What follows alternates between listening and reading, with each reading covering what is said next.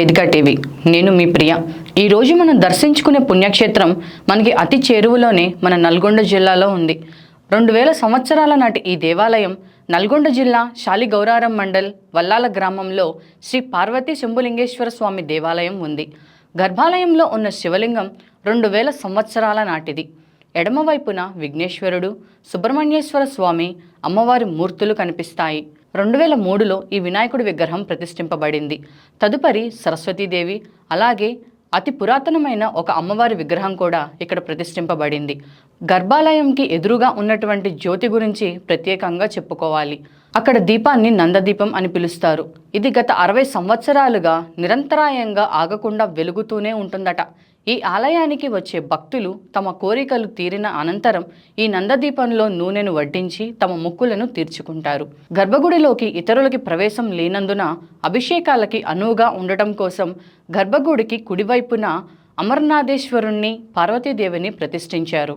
ఈ ఆలయంలో ప్రతి ఏటా చేసే మహాశివరాత్రి ఉత్సవాలని అంగరంగ వైభవంగా నిర్వహిస్తారు. వేలాది మంది భక్తులు అక్కడికి తరలి వస్తారు. శంభులింగేశ్వర స్వామి దేవాలయంలో ప్రతి ఏటా మహాశివరాత్రి గడిచిన 8వ రోజు ఈ గ్రామంలో ఎడ్ల బండ్లని అలంకరించి ఈ ఊరు శివాలయం నుంచి ఆంజనేయ స్వామి గుడి వరకు ఈ ఎడ్ల బండ్లను ఊరేగిస్తారు.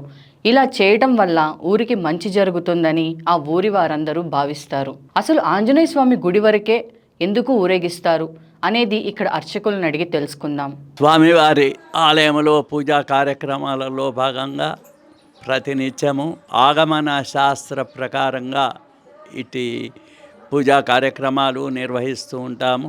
మృత్యుంజయాయ రుద్రాయ నీలకంఠాయ శంభవే అమృతేశాయ శర్వాయ మహాదేవాయ తే నమః, ఓం నమః శివాయ నమః అని ఇటు పద్యాల చేత మేము ప్రతి వాళ్ళకు కూడా అందరికీ కూడా ఈ శ్లోకం అనే అటువంటిది తెలియజేస్తూ ఉంటాము. మృత్యుంజయుడైనటువంటి ఒక శివునికి ఇది చాలా ప్రీతికరమైనటువంటిది. త్రాహి త్రాహి మహాదేవ, త్రాహి త్రాహి త్రైహిమయ, త్రాహి మాం పార్వతీనాథ, త్రాహి మాం భక్తవత్సలః. జ్వరభయం చెంది, సర్వగ్రహ భయం చెంది, సర్వశత్రునివర్త్యాపి సర్వవ్యాధి నివారణం.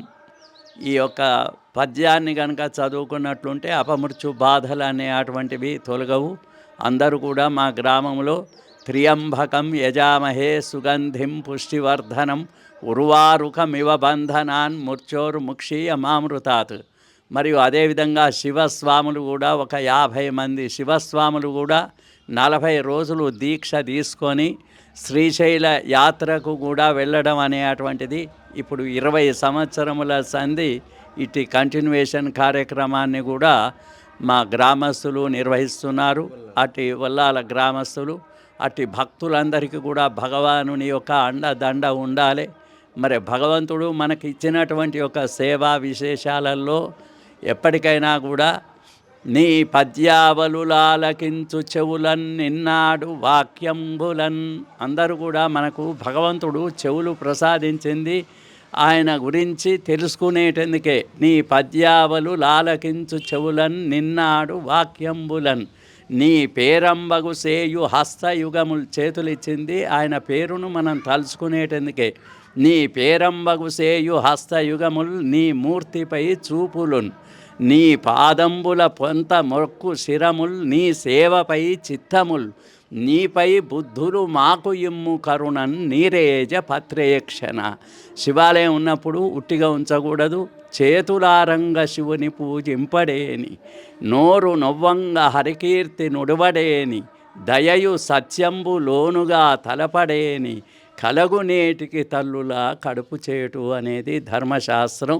అందుకే మనకు చేతులు ఇచ్చినందుకు శివుణ్ణి పూజించాలి. చేతులారంగ శివుడు పూజింపడేని, నోరు నొవ్వంగ హరికీర్తి నుడవడేని. మనకు నోరు ఉన్నది హరికీర్తి, శివుని యొక్క కీర్తిని మనం తప్పకుండా ప్రార్థించాలి. హరికీర్తి నుడు, దయయు సత్యంబు లోనుగా తలపలేని. ఇతరుల మీద దయ అనే అటువంటిది ఉండాలి. సత్యమే పలకాలి. కలగునేటికి తల్లులా కడుపు చేటు. మనం ఇటు మానవ జన్మ ఎత్తినందుకు అందరూ కూడా భగవంతుని సేవించి మానవ సేవయే మాధవ సేవ అనే అటువంటి ఒక విధాన ప్రకారంగా మీరందరూ కూడా ప్రతి వాళ్ళు కొంత సేవాభావం అనే అటువంటిది అలవర్చుకోవాలని అందరికీ కూడా ప్రపంచానికి తెలియజేస్తూ ఉన్నాము. కాబట్టి ధర్మో రక్షిత ప్రతివాడు కూడా అసత్యము అనే అటువంటిది ఎప్పటికీ పనికిరాదు.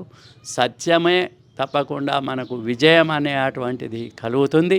ధర్మో రక్షిత అందరూ కూడా ధర్మంగా ఉండండి.